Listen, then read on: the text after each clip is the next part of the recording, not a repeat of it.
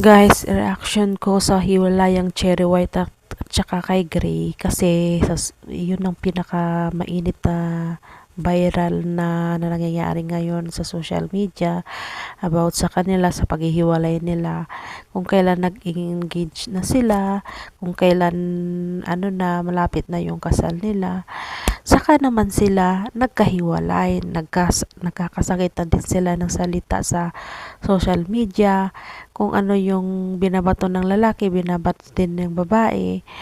Dapat ano na lang guys, move on na lang. Alam natin na masakit yung mga sinasabi nila kasi masakit siguro yung both side na part nila ng paghihiwalayan. So yun guys, yun yung reaction ko. Sana move on na lang silang parehos guys, kasi may pinagsamahan naman sila guys. Yun yung reaction.